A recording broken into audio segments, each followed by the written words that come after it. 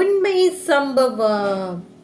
இன்னைக்கு நான் உங்ககிட்ட ரியலாக நடந்த ஒரு ஸ்டோரி பற்றி தான் ஷேர் பண்ண வந்திருக்கேன். அதுக்கு முன்னுக்கு எனக்கு ஒரு நல்ல கொமெண்ட் வந்திருக்கு. ஸோ அந்த கொமெண்ட்டை நீங்களே பாருங்கள். ஸோ இந்த மாதிரி கொமெண்ட் பண்ணுறது பார்க்க எவ்வளோ நல்லா இருக்குது. ஸோ மனசுக்கு ரொம்ப சந்தோஷமாக இருக்குது. ஸோ உங்களுக்கு ரொம்ப தேங்க்ஸ். நம்ம சேனலில் பேய் வீடியோ போடுறதுனால நம்ம ஃபேஸ் இப்படி இருக்கிறதுனால தான் ஸோ நிறையா வியூஸ் வருது. ஸோ அதனால தான் நான் இதை அப்படியே கண்டினியூ பண்ணுறேன். ஸோ நெக்ஸ்ட் டைம் மேபி உங்களுக்காண்டி நான் ட்ரை பண்ணுறேன். ஸோ நீங்கள் கமெண்ட் பண்ணியிருக்கீங்க பார்த்தீங்களா, உங்களுக்காண்டி இன்றைக்கி நான் ட்ரை பண்ணுறேன் கோஸ்ட் வாய்ஸில் பேசுகிறதுக்கு. ஸோ வாங்க நம்ம பயந்துக்கிட்டே கோஸ்ட் ஸ்டோரியை கேட்போம்.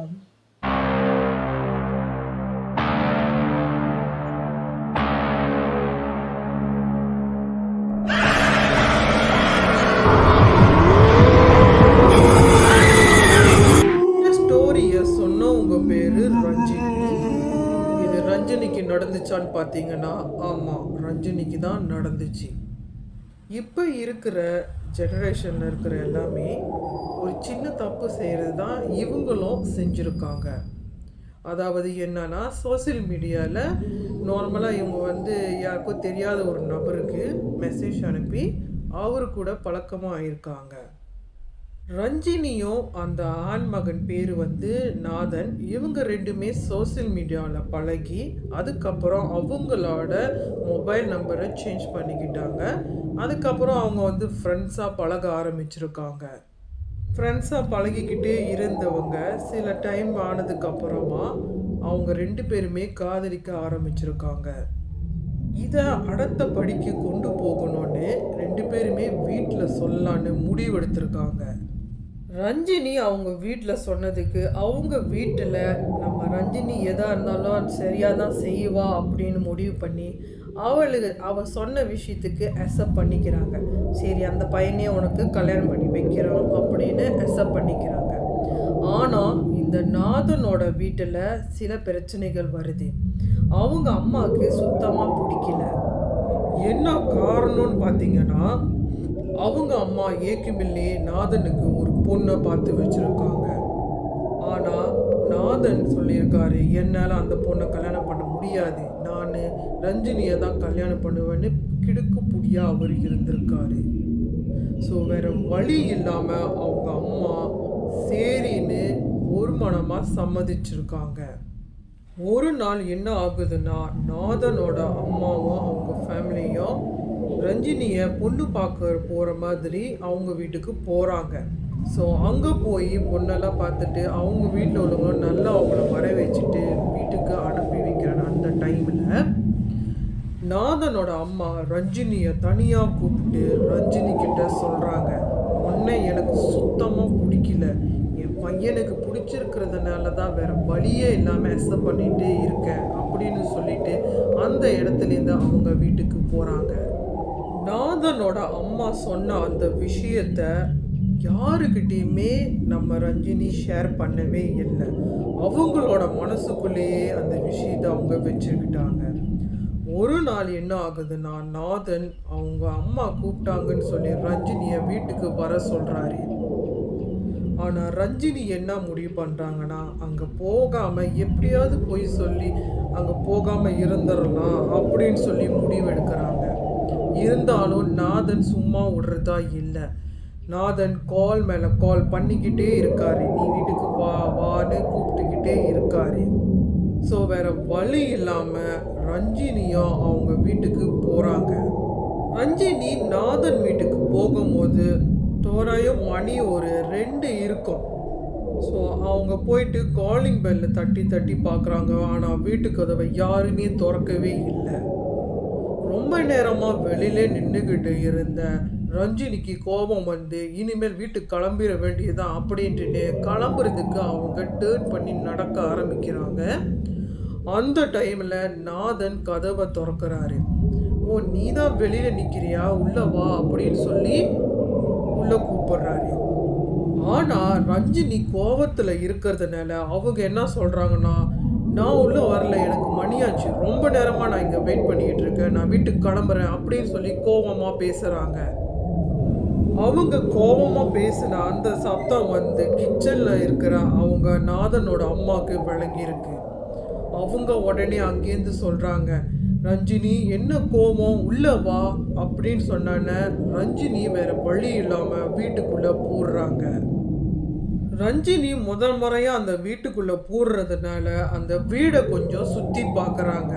ஸோ சுத்தி பார்த்துட்டு இருக்கிற டைம்ல அவங்களுக்கு ஒரு டவுட் வருது. அந்த வீட்டுல வந்து ஒரு சாமி படம் கூட இல்லை, சாமி ரூமும் இல்லை. ஆனா இதை இவங்க யாருக்கிட்டையுமே கேட்கல. இருந்தாலும் மனசுக்குள்ளே வச்சிருந்து பேசாம அவங்க உக்காந்துருக்காங்க. ஆதனோட அம்மா கிச்சன்லேருந்து எதையோ சமைச்சு கொண்டு வந்து நம்ம ரஞ்சினி கிட்ட கொடுத்து சாப்பிட சொல்றாங்க. அந்த டைம்ல ரஞ்சினி அவங்க அம்மாவை பார்க்குறாங்க. அவங்க வந்து ஒரு கருப்பு கலர் சட்டை போட்டுக்கிட்டு முடி கூட ஒரு மாதிரியா வச்சு இருந்திருக்காங்க. ஆனால் ரஞ்சினிக்கு வேற வழி இல்லாமல் அவங்க கொடுத்த சாப்பாடை சாப்பிட்றாங்க. சாப்பிட்டு முடிச்சதுக்கு அப்புறமா ஒரு 10 நிமிஷம் அந்த வீட்டில் இருந்துட்டு அதுக்கப்புறமா அங்கேருந்து அவங்க கிளம்பி வீட்டுக்கு போகிறாங்க. இந்த மீட் பண்ணி ஒரு வாரத்திலே அவங்களுக்கு என்கேஜ்மெண்ட் நடக்குது. என்கேஜ்மெண்ட் நடந்த அன்னைக்கே அவங்களுக்கு ரிஜிஸ்டரும் நடக்குது. அன்னைக்கு ரிஜிஸ்டர், நிச்சயதார்த்தம் எல்லாமே நடந்ததுனால இவங்க வந்து ரொம்ப டயர்டாயிட்டாங்க. அதனால நம்ம ரஞ்சினி என்ன பண்ணுறாங்கன்னா அவங்க வீட்டுக்கு போயிட்டு ஏர்லியாகவே படுத்து தூங்குறாங்க. நல்லா ஆழ்ந்த தூக்கத்துக்கு போயிட்டாங்க. இருந்தாலுமே அவங்களுக்கு ஒரு துர்நாற்றம் அவங்களுக்கு வீசுது. என்னடா இப்படி ஒரு கெட்ட வாடை அடிக்குது அப்படின்னு சொல்லி அவங்க லேசாக கண்ணை திறந்து பார்த்துருக்காங்க. அவங்க ரூமில் வந்து நார்மலாக பெட்ரூம் லைட்டு கொஞ்சம் கம்மியாக எரியிற மாதிரி தான் அவங்க தட்டி வச்சு படுப்பாங்க. அந்த லைட்டில் அவங்களுக்கு வந்து ஒரு விஷயம் தென்பட்டிருக்கு.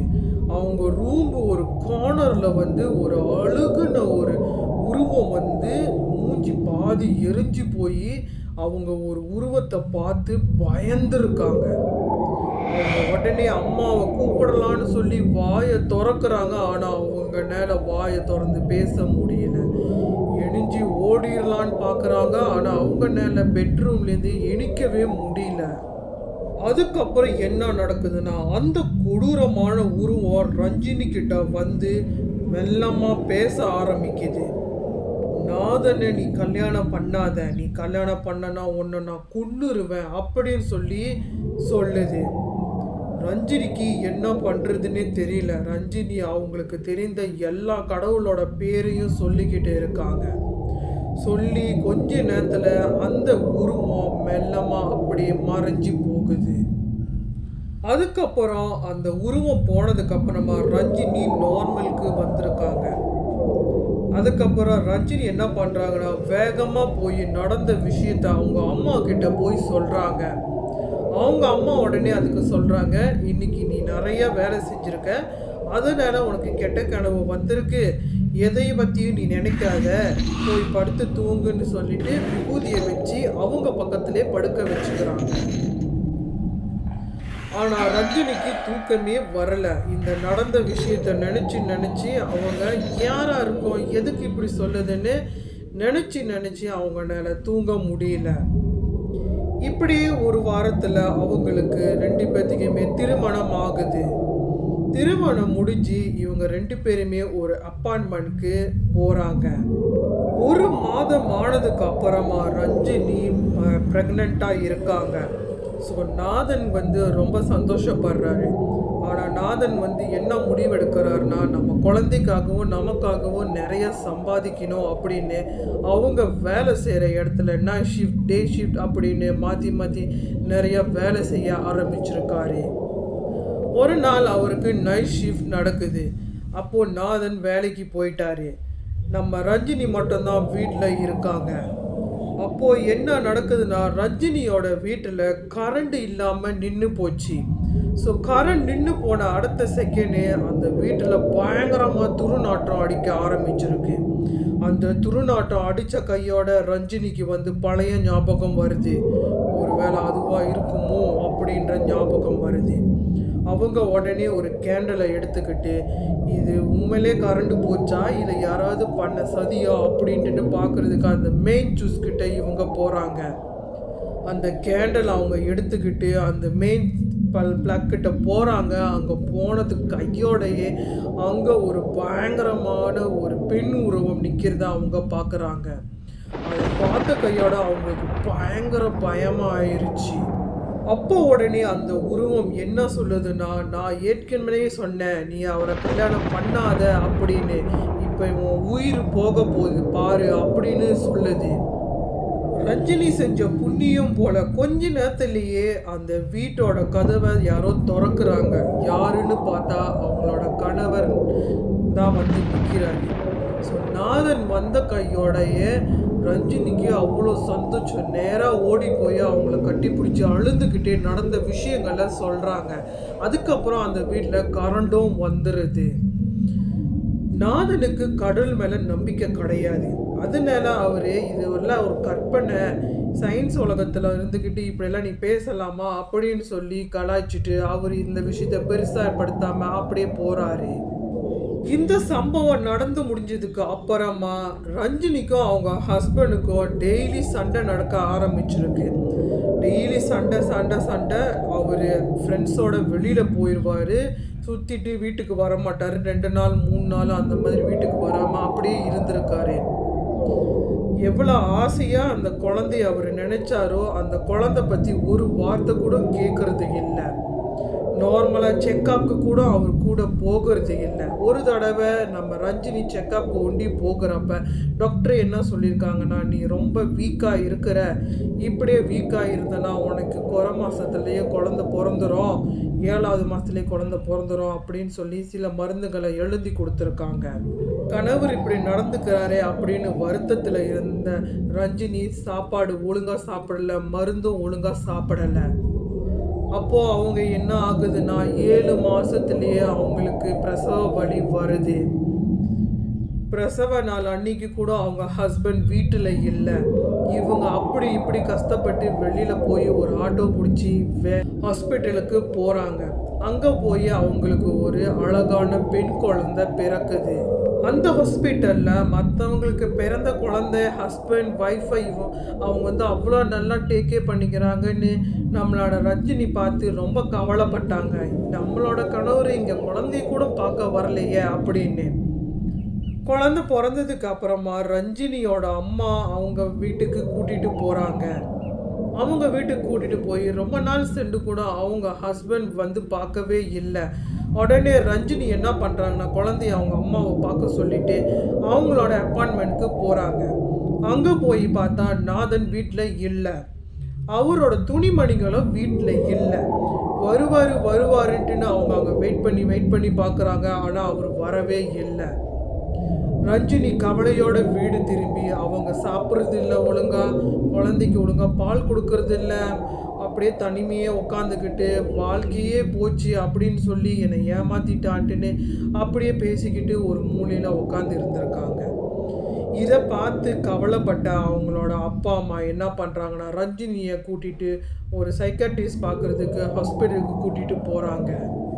ரஞ்சினியை டாக்டர்கிட்ட கூட்டிகிட்டு போனதுக்கு அப்புறமா டாக்டர் கேட்குறாங்க, எதற்காக நீ இப்படி செஞ்ச, ஏன் இப்படி இருக்க அப்படின்னு சொல்லி கேட்டதுக்கு ரஞ்சினி உடனே என்ன நடந்த விஷயத்தெல்லாம் சொல்லிட்டு அதுக்கப்புறம் அவங்க என்ன சொல்கிறாங்கன்னா, நான் அந்த அப்பார்ட்மெண்ட்லேயே போய் தூக்கு மாட்டி சாவ போகிறேன் அப்படின்னு சொல்லியிருக்காங்க.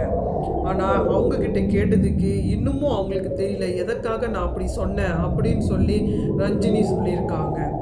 அதுக்கப்புறம் ஒருவேளை ஏதாவது செய்வனை வச்சுருப்பாங்களோ அப்படின்னு சொல்லிட்டு அவங்க அப்பா அம்மா என்ன பண்ணுறாங்கன்னா, அந்த மாந்திரிகவாதிகிட்ட கூட்டிகிட்டு போகிறாங்க. அந்த மாந்திரகவாதி சில பூஜைகள்லாம் செஞ்சு முடிச்சுட்டு அவர் என்ன சொல்லியிருக்காருன்னா, அந்த வீட்டுக்கு கல்யாணம் பண்ணுற முன்னுக்கு நீ போய் ஏதாவது சாப்பிட்டு வந்தியா அப்படின்னு சொல்லி கேட்டிருக்காரு. அதுக்கு உடனே ரஞ்சினி அன்னைக்கு நடந்த அந்த விஷயத்த சொன்னாங்க. இந்த மாதிரி ஆமாம், அவங்க என்னமோ சமைச்சு வந்து கொடுத்தாங்க, ஸோ நான் சாப்பிட்டேன் அப்படின்னு சொல்லி சொன்னாங்க.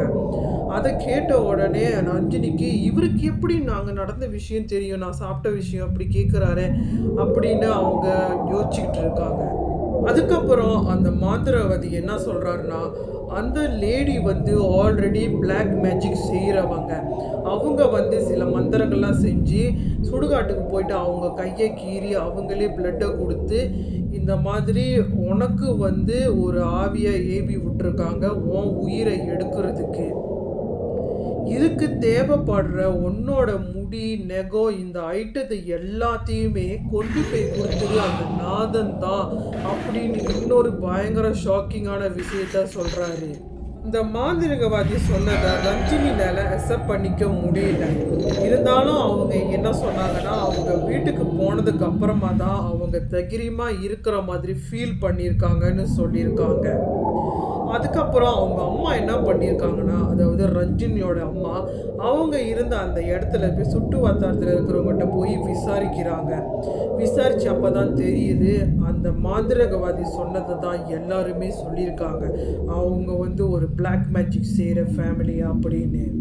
அதுக்கப்புறம் இந்த விஷயத்த நம்ம ரஞ்சினி கிட்ட அவங்க அம்மா போய் சொன்னதுக்கு அப்புறமா தான் ரஞ்சினியே ஃபீல் பண்ணுறாங்க, நம்ம தப்பு பண்ணிட்டோம், நம்மளோட வாழ்க்கையே இப்படி போயிடுச்சே அப்படின்னு.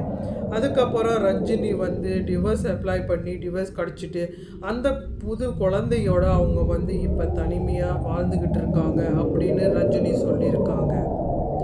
அதோடு சேர்த்து ரஞ்சினி என்ன சொல்லியிருக்காங்கன்னா, இந்த மாதிரி இப்போ இருக்கிற இளம் பெண்கள்கிட்ட தயவு செஞ்சு இந்த மாதிரி சோசியல் மீடியாவில் பார்த்து அவங்க கூட பழகி அவங்கள கல்யாணம் பண்ணிக்கணும்லாம் நினைக்காதீங்க. அவங்களோட பேக்ரவுண்டை ஃபஸ்ட்டு செக் பண்ணுங்கள், அதுக்கப்புறமா அவங்களுக்கு திருமணம் பண்ணிக்கிங்க. இல்லைன்னா என்ன மாதிரி தான் உங்கள் வாழ்க்கையும் வீணாக போகும் அப்படின்னு அவங்க சொல்லியிருக்காங்க.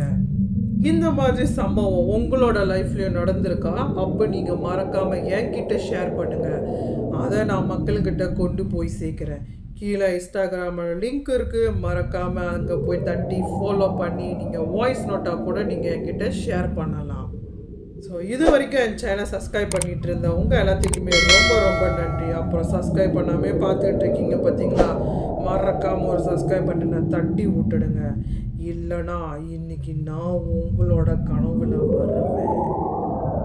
எனக்கு முடிஞ்ச அளவுக்கு நான் ட்ரை பண்ணியிருக்கேன். ஸோ பிடிச்சிருந்துச்சுன்னா மறக்காமல் கமெண்ட் பண்ணுங்கள். இல்லை நான் இதுக்கப்புறம் நார்மல் வாய்ஸ்லேயே பேசுங்க அப்படின்னாலும் நீங்கள் கமெண்ட் பண்ணுங்கள்.